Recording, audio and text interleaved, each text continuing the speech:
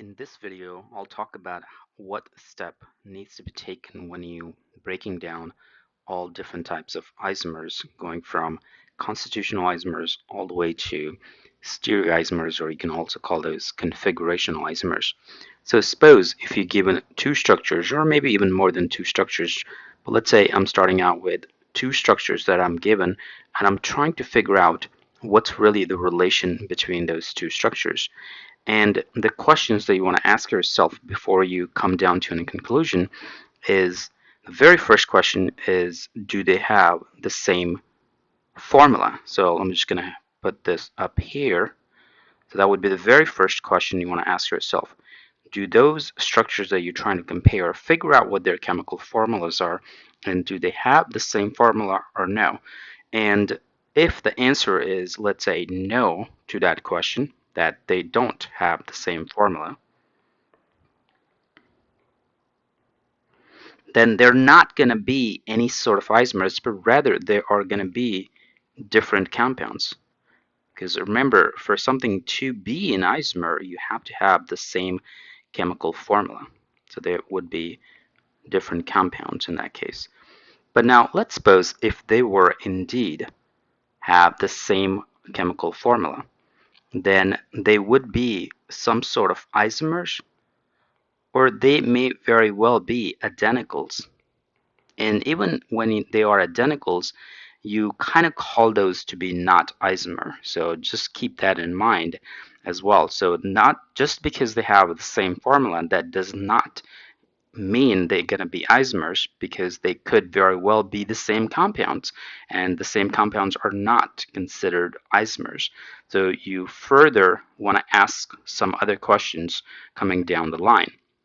So the next question you want to ask yourself is, do they have the same connection? So let me come down to here. So they do have the same formula. All right. The second question you want to ask yourself, do they have same connection? And if the answer is no, that they don't have the same connection, so I'm just going to go and write that down on the left side here. Their connections would be different.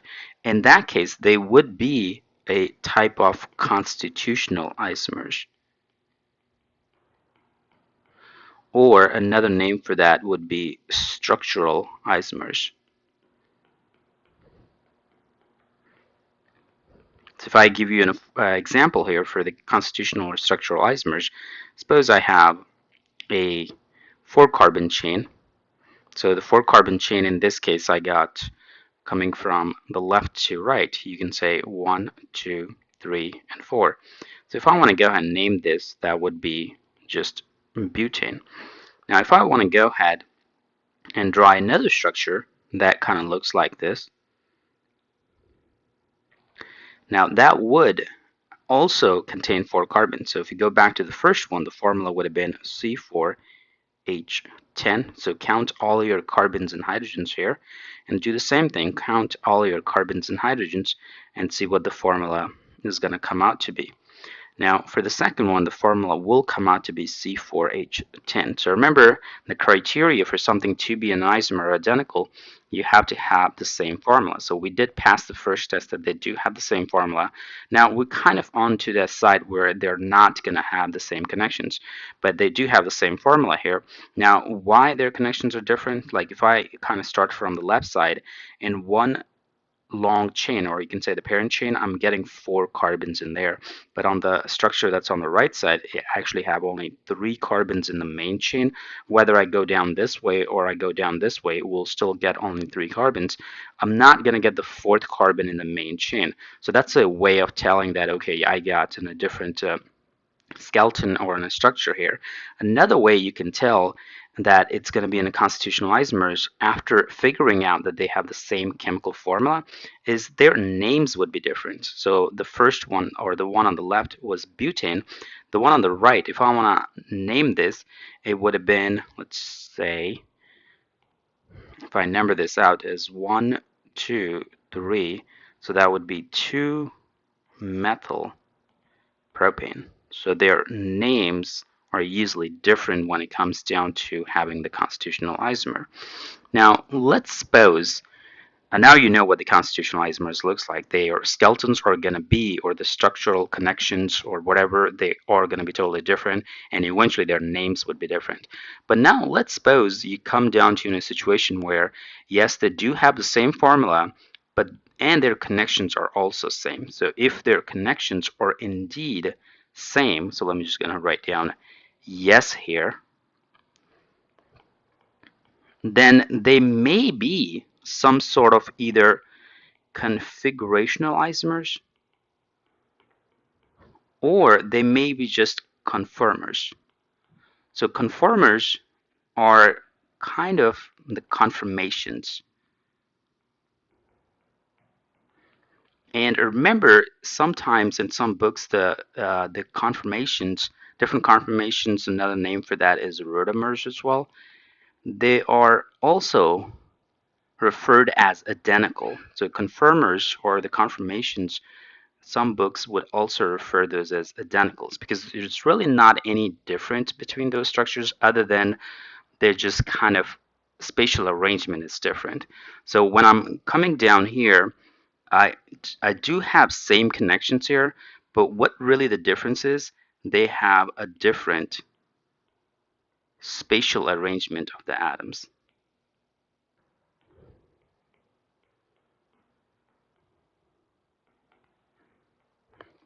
Okay, so when you kind of get into that category where, well, I have a so just an spatial arrangement is different. I could be either in a configurational isomer, or it could be just some sort of a conformation or conformers here, or even you call those identical in those cases. Like, how do I really know? That's when you want to ask your another question, and the other question is, can they be interconverted by in a single bond rotation, or you can say by just twisting or flipping. So remember, that's kind of going back to recalling those two structures. It's the same formulas, their connections are the same. What they really have different in one another is just their spatial arrangement is different.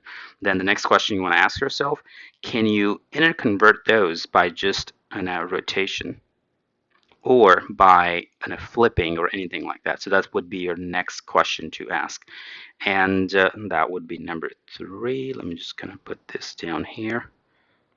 That would be a third question. And if the answer to that question is yes, I can just go back and forth between those two structures just by in a simple rotation of the bond, just by twisting or flipping, then you call those conformers, or you call those conformations.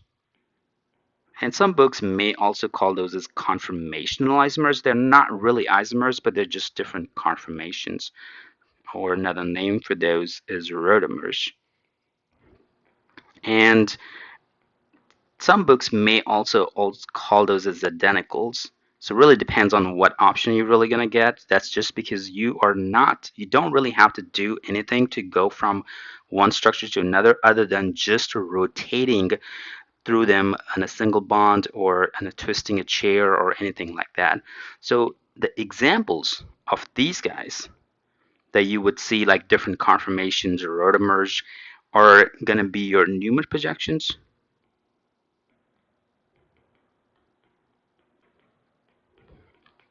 You also would look in chair conformations or boat conformations. So different chair conformations, when you go from one chair conformation to another, what are you really doing is just twisting the chair and you're getting another one, or you're flipping the chair and you get to the second one. And typically one of them is more stable than the other one.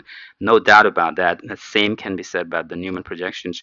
You have different possibilities or different Newman projections, but maybe one of them is going to be more stable than the other one.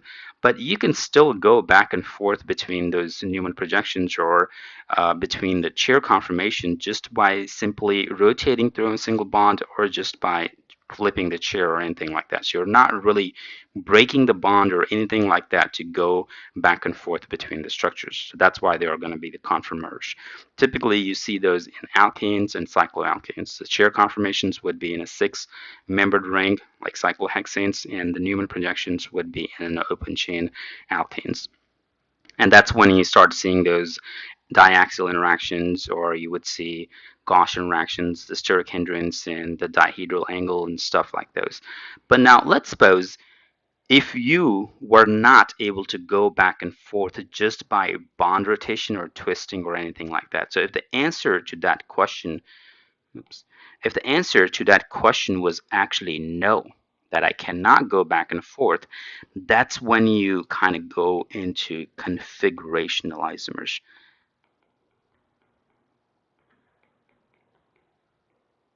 Another name for those is also some sort of stereoisomers. So configuration isomer is kind of in a bigger umbrella, and then you get all those different types in between. So this is where you cannot go back and forth between the structures, and some of the examples being, okay, I'm going to start seeing RNS in there. I'm going to start seeing cis trans, or I can say easy, depending on what I'm really talking about. I'm going to start seeing apomers in there, distereomers, mesos. Well, mesers are actually identical, so don't fall in that trap in there. So then you also have something like anomers kind of in that category as well. So this is where your chirality is going to step in. Okay, so this is where you're going to have in a bigger umbrella where you have configurational isomers. You cannot go back and forth between them. And this is where you start looking at the chiralities and all that. Even though sometimes you have chiral structures, you may start seeing the meso compound. So meso is another trap that you want to kind of be aware of. And but this is like just in a bigger picture of how you're going to be breaking down all these. But obviously there are going to be the exceptions here and there, especially with the meso trap, and you want to be able to identify the mesos in there. But in generally, this is what you want to follow when you're trying to figure out all the isomers and eventually kind of coming down to identicals and all that. When they say things like in the answer options, you may see, okay, well, different compounds would have this different formula, but coming down here, if something is identical, they may also just say not isomer. So that's another possibility of the option being there.